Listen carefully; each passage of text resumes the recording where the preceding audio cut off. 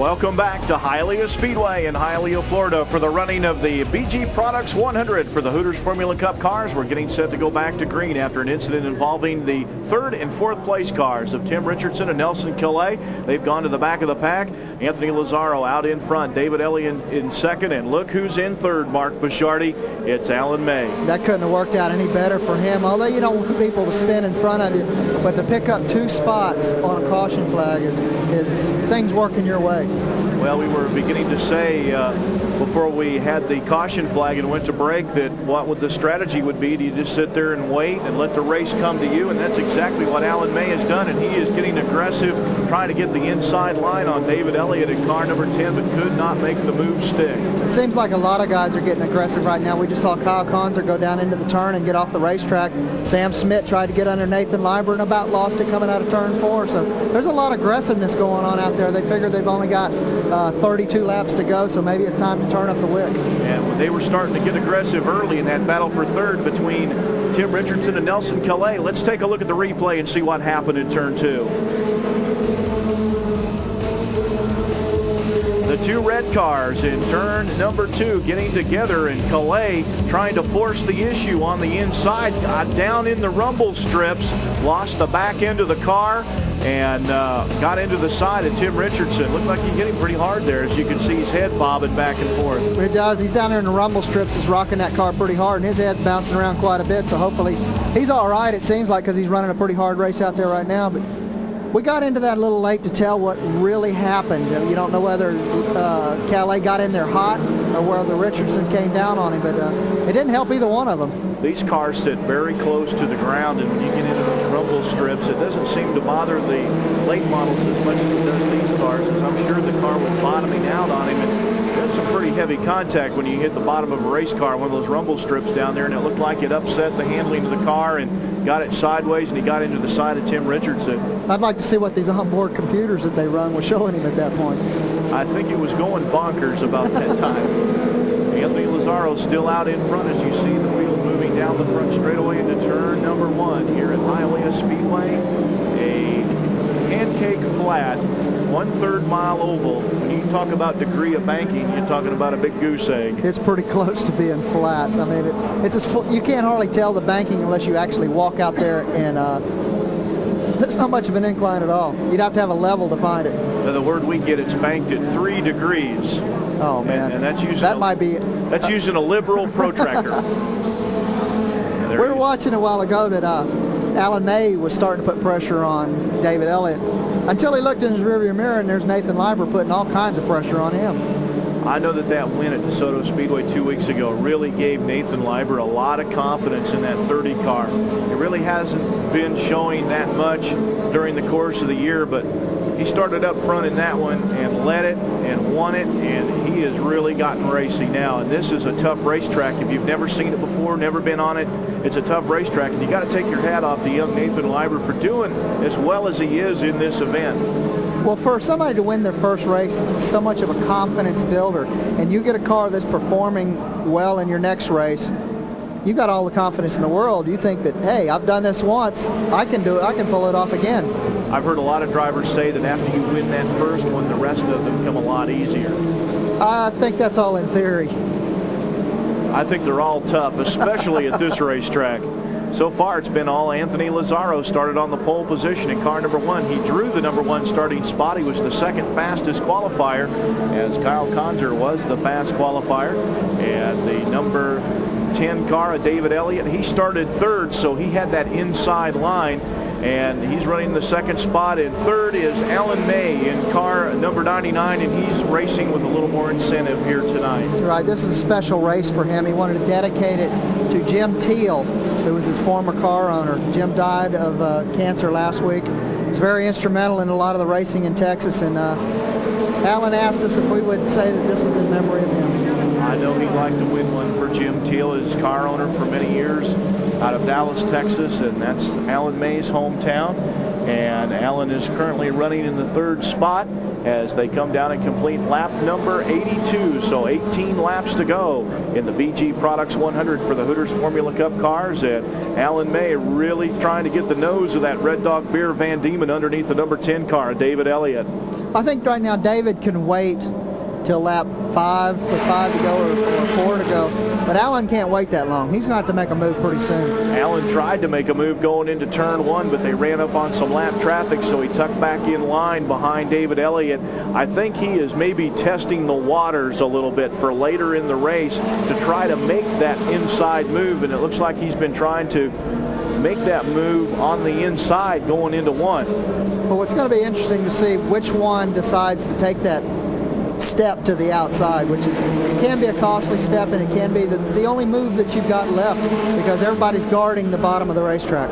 With this racetrack, though, when you make a move like that, if you're going to go for it, you either make it or you end up in a crash, as we saw with Nelson Calais and Tim Richardson earlier in the race. You either gain a couple spots or you lose 6 or 8.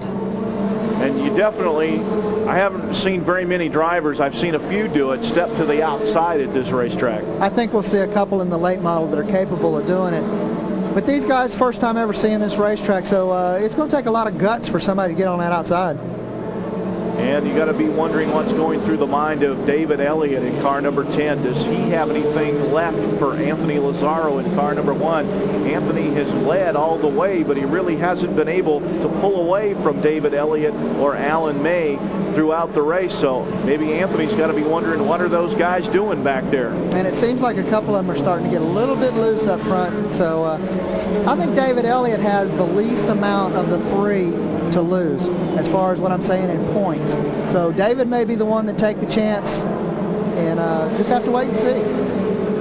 And we're closing in on the 10 lap to go mark. We're working lap number 90 right now. As there you see a battle between Sam Schmidt at car number 5 and Kyle Konzer in the number 27 car. This time by, they'll be coming by to complete lap number 90. There are 10 laps to go. Anthony Lazzaro out in front, but both of his rear view mirrors are full of car number 10 of David Elliott. Sam Schmidt, car number 5, he's back in the 5th position with Kyle Konzer in 6th. The top 6 cars running together on the speedway. Single file nose to tail back into turn number 1, Mark. Yeah, and we've got a freight train is what they call it here. Just going down the back straightaway right now. So there's quite a few battles. There's a few head games going on. With these Formula cars, you don't see very much contact with them because they are open-wheel race cars, and we just say that, and there we see some contact. And what a piece of driving by Sam Schmidt. He got a little help getting turned around, but he got some help straightening it back out. I spoke too soon about not making that contact, and there we saw it between Kyle Konzer in the 27 car and the number 5 car, Sam Schmidt. And usually you would see damage on the front wing in a contact like that, but with Kyle Konzer with the wing up on top of the nose, it didn't look like it got hurt any. It might have helped him quite a bit. So the field is under caution. We have 93 laps in the books, and the last 10 laps are not counted. So the last 10 laps will be green flag laps, and we've got an instant replay of the tangle in turn number 1. Let's take a look.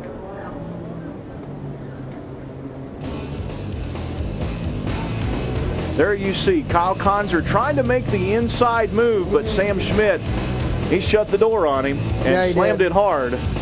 I think Kyle was trying to press the issue a little bit too much. I still think that was Sam's groove. But there you see quite a good piece of driving between the two of them to keep from any more damage happening that did happen. And there you saw Konzer going up and over the bumpy rumble strips on the inside. We're going to take a quick break, and we'll be back with the finish of the BG Products 100 for the Hooters Formula Cup cars from Hialeah Speedway in Hialeah, Florida, right after these messages. So stay with us. It's going to be a good one.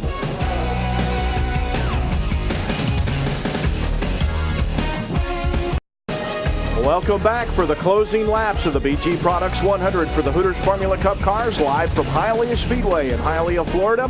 91 laps up on the board. When we go back to green flag action, the green flag laps do count up until the 10 lap to go mark, and then we run the last 10 laps under green flag racing conditions. And I'm Roby Helm, Mark Bishardi alongside, and Doug May is in victory lane awaiting the winner of this one as the field has been given the signal. 1 lap to go, and we'll go back to green.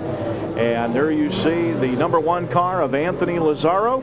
David Elliott in the 2nd spot. Alan May in 3rd. 4th will be the number 30 car, Nathan Leiber. In the 5th spot, Sam Schmidt. 6th is Kyle Konzer. And we are going back to green. Mark Bishardi, this is going to be a good one. I think so. I think you're going to see some people start taking some chances. We saw Kyle Conzer try to take a chance a while ago. It didn't work for him. We mentioned Doug Rice. He's in the victory lane in the pit area, and I'm sure that I don't think he can pick a winner either of who he's going to talk to on this one, because it is so close out there on the speedway. There you see David Elliott right on the rear gearbox. Anthony Lazzaro's number 1, but Anthony looks like he's able to pull away about a car length down the straightaways, but Elliott able to gain that ground back in the corners. Well, this track right here is definitely to Anthony's advantage.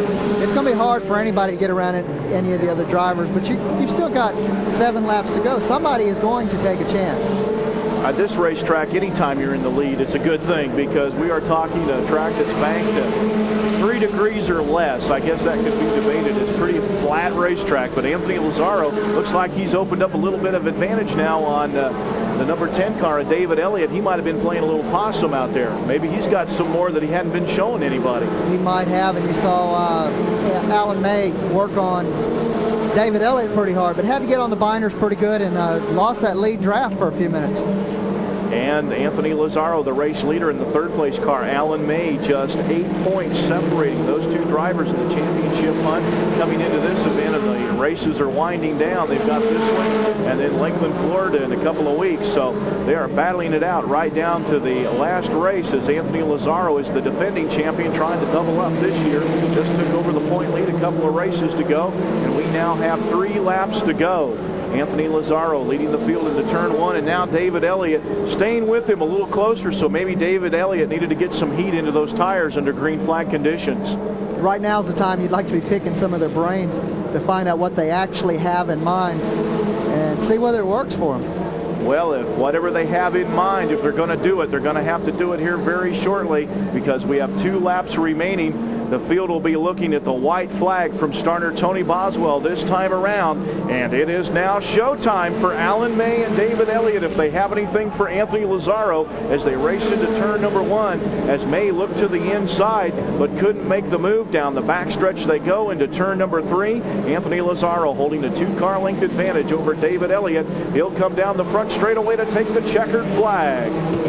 David Elliott will finish in the 2nd spot, and 3rd will go to Alan May. Nathan Leiber in the 4th spot, and I believe Sam Schmidt rounding out the top 5 in car number 5. So Anthony Lazzaro, he's been picking off wins right and left as we look at his teammate Sam Schmidt coming by in car number 5. So let's take a quick break, and when we come back, we'll be going to victory lane to see what Anthony Lazzaro has to say about tonight's running of the BG Products 100 from Hialeah Speedway, plus the Hooters Cup late models coming up. So stay with us. We'll be right back.